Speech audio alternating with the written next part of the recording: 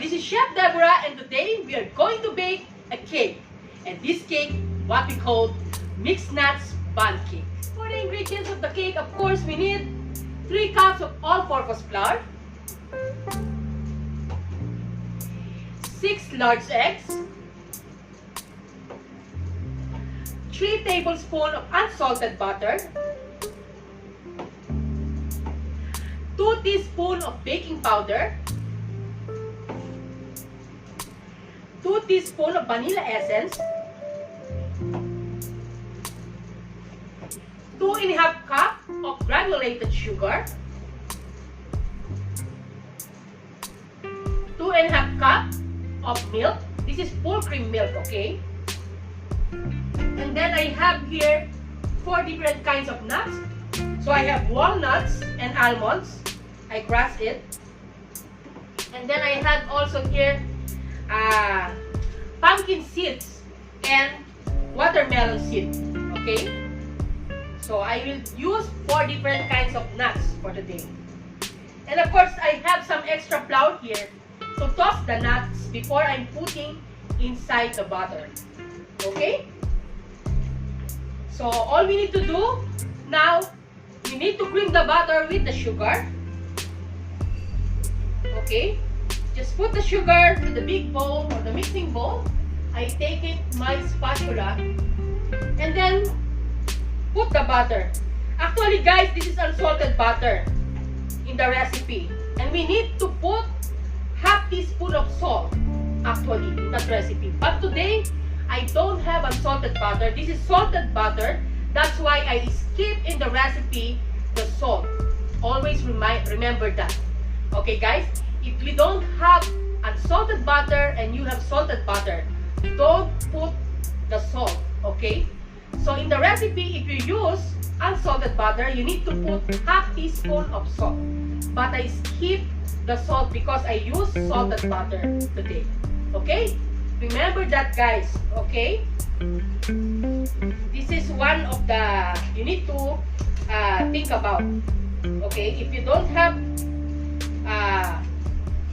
unsalted butter and you have salted butter, don't put the salt in the recipe. Skip the salt, okay? Because it contains already a salt, because I'm using today salted butter. Okay, just cream the butter with the sugar. Okay, so I will use now my mixer, hand mixer. Okay.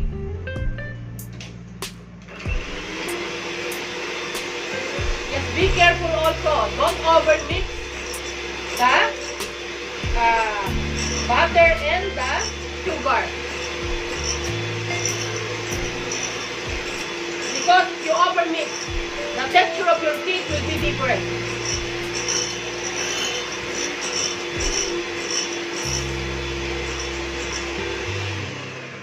And then we need to put the egg one by one, okay? Don't put at the same time. One by one. Okay? Always remember over mixing is a problem also, because it will give bad effects to your baked product.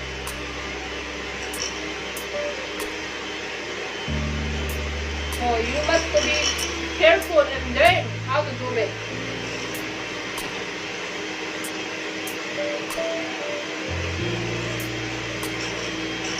I put it one by one so that it's easily incorporated.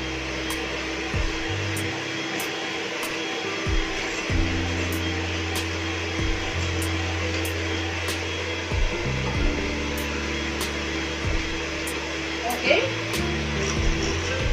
Now we need to scrape the sides of the bowl because some sugar is there, some butter, so that it was incorporated completely. Okay? Okay? And now I will add vanilla essence. Okay?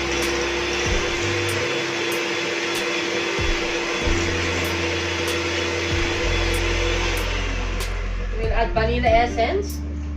And now I will add the baking powder with the flour. Okay, if you using salt, as I told you, if you use unsalted butter, you put also the salt together with the flour and baking powder. So I will put only, not all, I divide it into 3 batches, okay? Don't put one time. This is the right process as well.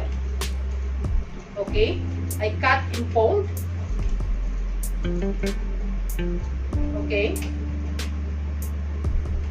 And we also can use the mixer.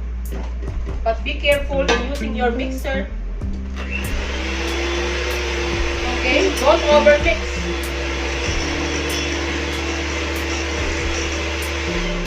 After that, I will put the milk. So I will also put this one in 3 batches. Alternate with the flour. Okay?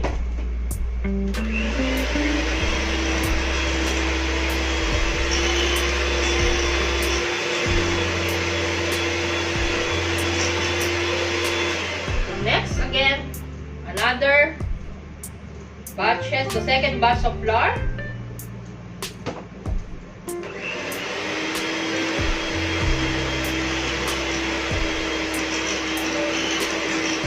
Okay. I hope you can follow the steps carefully. Okay. And the second batch of milk.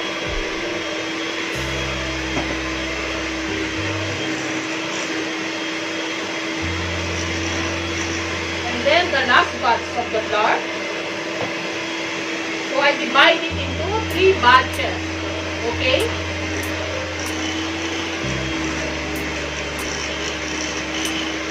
Why we need to divide it in 3 batches? So that it incorporate all the ingredients easily. Okay? So I put already the last batch of the milk. So I stopped with the mixer. So I will continue with my rubber spatula. Okay, scrape all the sides of the bowl so that all the flour and the butter on the sides will be incorporated well to the batter mixture.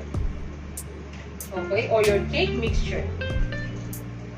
Okay, it must be smooth. Okay, it must be smooth and no lumps. I will make it again with the mixer.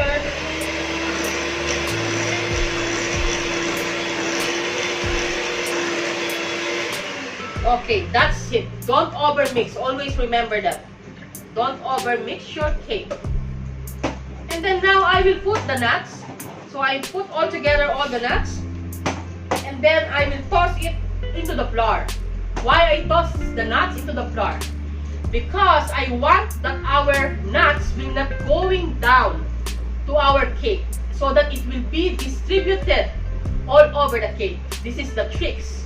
You need to toss your nuts, or for example, you also using fruits like blueberry, raspberry, blackberry, or whatever berries, strawberries. You have to toss it, okay, to the flour before you put to the cake batter, so that it will not going down to your cake, or only in the bottom of your cake, so that it will be distributed all over your cake. Okay? So I will toss now. Okay. Toss it with the flour, all-purpose flour.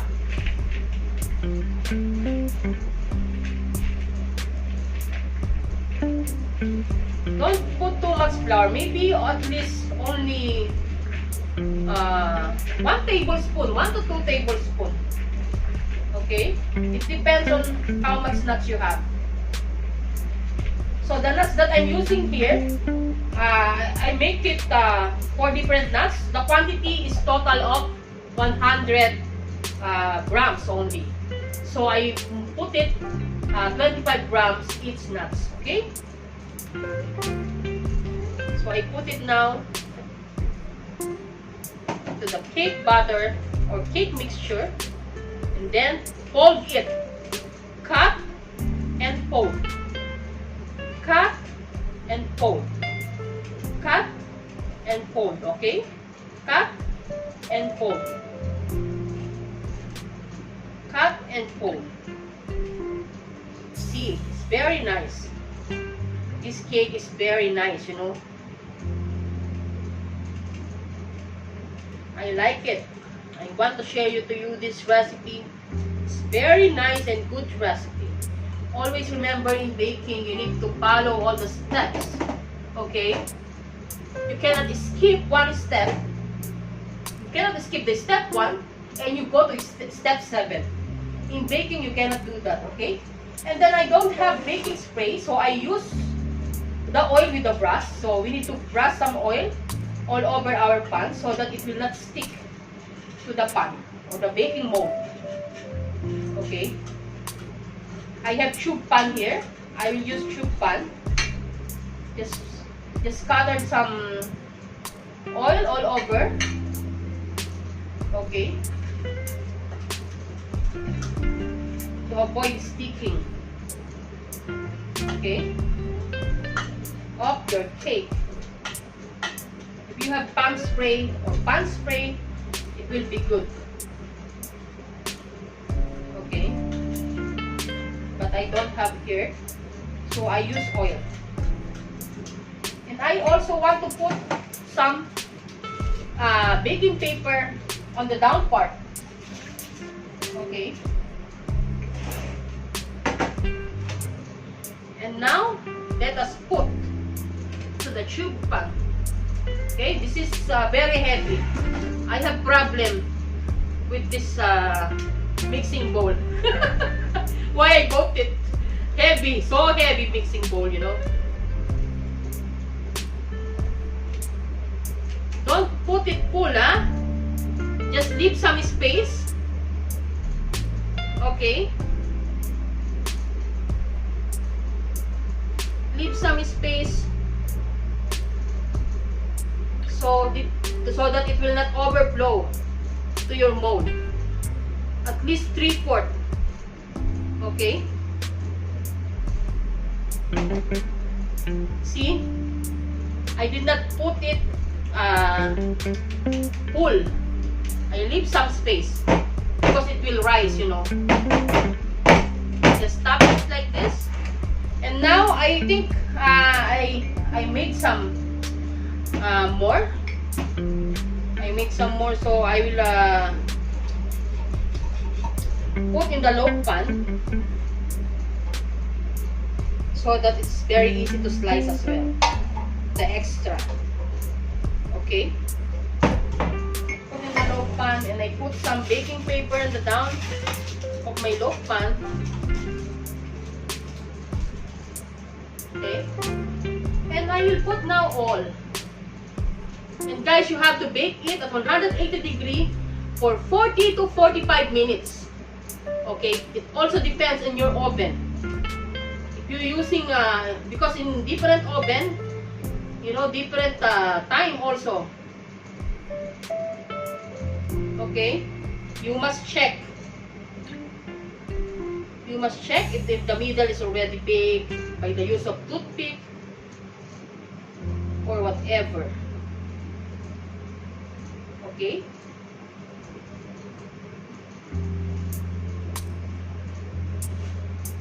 So always preheat your oven before putting your cake. Okay? Before baking, preheat the oven first. Okay? Now it's ready to put in the oven. Okay, let's go guys. I will put now to my oven. Now guys, our cake is ready. You know, in the tube pan, I bake it for almost 45 minutes. But in the loaf pan, like 40 minutes only. Okay, this is more time because this is more quantity than in the loaf pan. Okay, while we are cooling down our cake, so I will prepare some glaze, okay? For the glaze, I will use a fondant. You know, fondant icing. I will use fondant icing, okay? I will get 150 grams of fondant icing. Okay. And then I will add milk. I will add 4 tablespoons of milk to the icing. Okay. To the fondant icing. 4 tablespoons. 1, 2, 3, 4. Okay. I will also add 2 tablespoons of melted butter. Okay. I melted it in the microwave oven. Okay. And then 1 teaspoon of corn syrup. And then also some vanilla essence. So for vanilla essence, we need to put 1 teaspoon. Okay. 1 teaspoon of vanilla essence. Why I put corn syrup? I put corn syrup earlier because to prevent the crystallization of sugar. Okay, because I use the this one, the fondant icing. I'm not using icing sugar. Okay, so just mix all together until incorporated. Okay, just mix it until there is no lumps. And now it's ready now, our glaze. Okay, all the recipe for these cakes and glaze I will put in my description below in this video. Okay, in this video description I will put all the recipe. So make sure that there is no lumps of the fondant. Okay, actually you can use also icing sugar instead of fondant, but I only like to use fondant. So it's up to you. Okay, I also put some garnish, some nuts, mixed nuts on top of the bundt cake. So now guys, I will take out now from the tube pan our cake. See? Wow! It's very nice. Okay?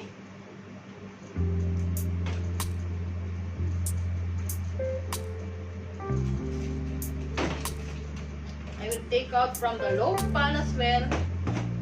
Just wait.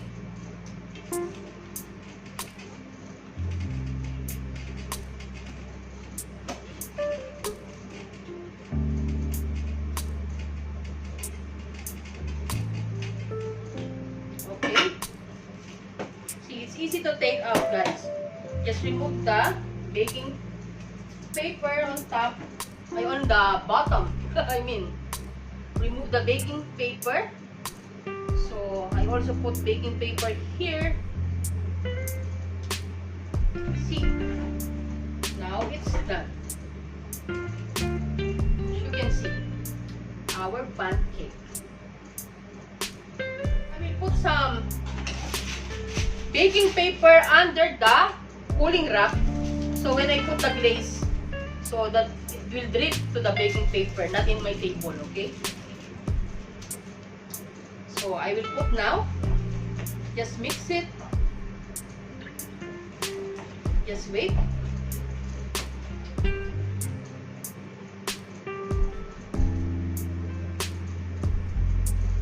Just put it all over.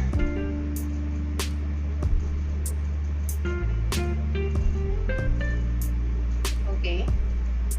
If you use fondant cake, it's little bit sticky, the glaze. Okay. If you put fondant icing, not fondant cake.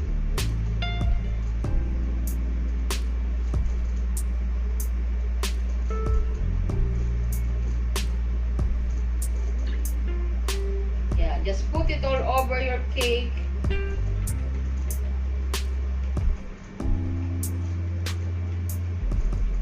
And let it drip. Okay. As a decoration.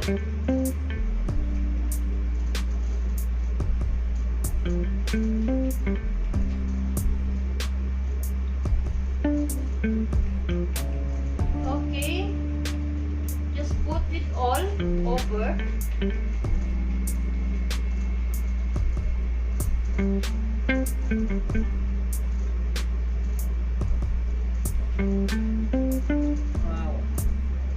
Wow, wow. I'm so excited to eat this one. Okay. Just scattered it to cover the top. As you can see, the dripping is there. So, when you put this glaze, this is not same like the icing sugar, you know. It's little bit thicker and not, there is no liquid to drip, not quickly drip in your cake, you know. And then after that, I will sprinkle some nuts on top. So, the nuts that I will put is same nuts, what's inside, okay? Of course, same nuts of what I put inside the cake. Don't put another kinds of nuts, that which is not in the cake. Okay? Of course, you need to put same nuts. Okay, guys? Wow. I love it. Too much nuts. I put now all than wastage, you know. We need to control the wastage. We need to control the wastage. So I put it all. And then in the loaf cake, I will use only no sugar. Okay? I will not put any glaze. You can also sprinkle no sugar all over the cake. Why no sugar, guys? Why not icing sugar? Because no sugar it's not melt to your cake. Even it's 24 hours in the chiller, it's not melted. Okay? Because it has some fats not absorb moisture. Okay? And see? And it's nice as well. Okay, now it's okay. And later on, I will cut it for you to show you, and let's eat together.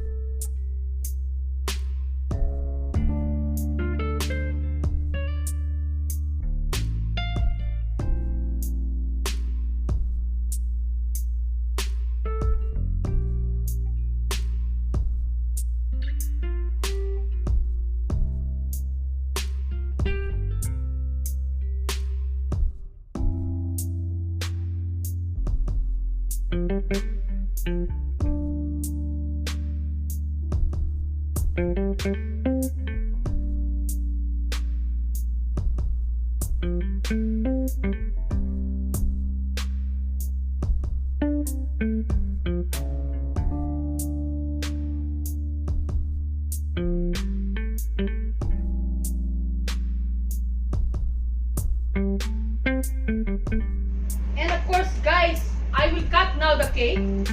Okay, I want to show you. Okay, let's cut it in the middle. When you are cutting the cake, always starts in the middle to become equal, okay? So that it was equal.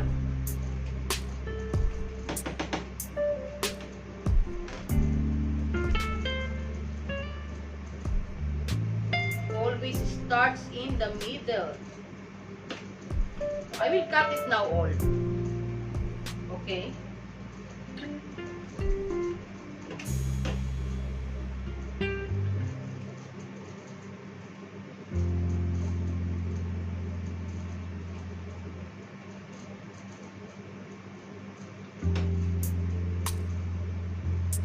Wow. It's so nice. My God.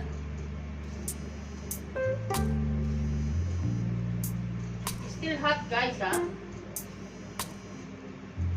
Little bit hot. When you are cutting your cake, make sure it was cooled down. Okay? But I'm so excited. I cut it even it's little bit hot. Okay? Now I slice this one, the loaf.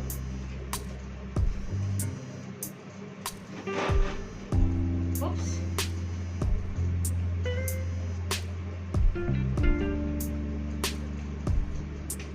Very nice. Very nice, guys, you know. This is so good.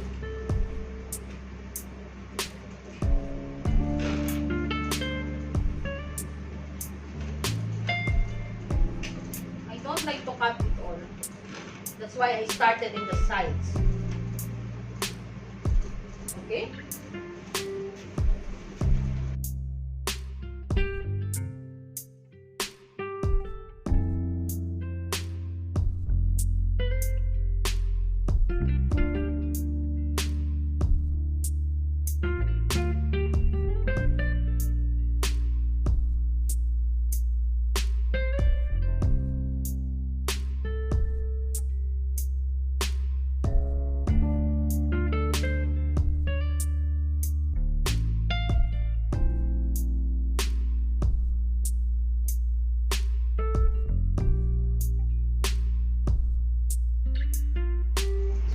Let me try, okay?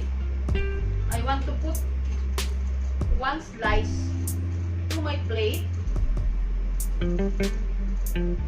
Okay.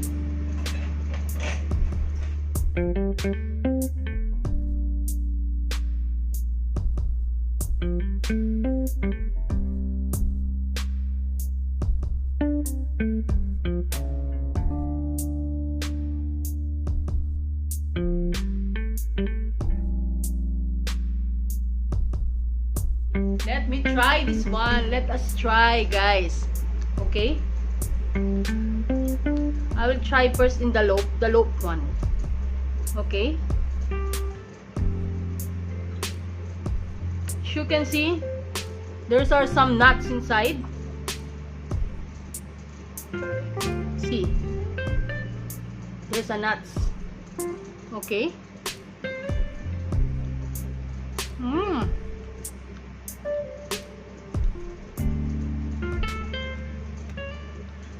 Very good. It's very good with the tea, you know.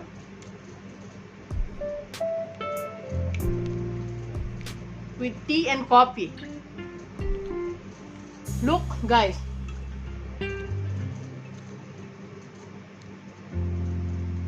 Take a look. The nuts is distributed all over the cake.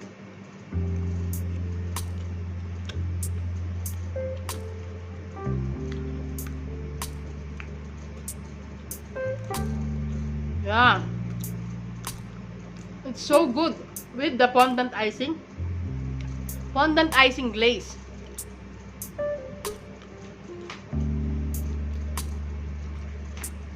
I really like it.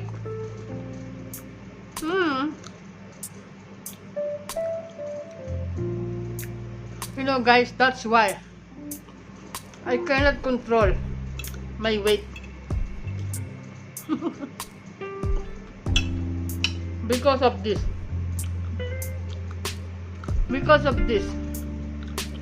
See, take a look.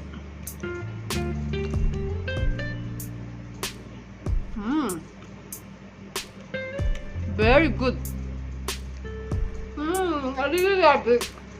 You know, the nuts. When I bite the nuts,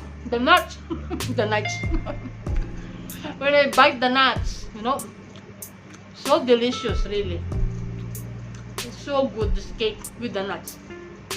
Yeah, then it was plain. That's why I put some nuts inside. Then put only a plain. Because today is Thursday. Tomorrow is Friday. Everybody is off. So I make some cake, guys. Okay. I hope you will like this cake. This is very, very nice cake. Really. Try this recipe and you will see. It's very good for your breakfast, for your snack. Okay. It's a good partner also with the coffee with the frap or any drinks. Okay? So good. I like it, guys. Okay, guys, like and share my video, subscribe to my YouTube channel, and follow me on Instagram and Facebook page. And of course, don't forget to click the bell so that you will notify whenever I upload that a new video for you. And again, this is Chef Deborah. Thank you for watching. Bye-bye! Bye-bye, guys! Mwah! I will continue now eating. Okay?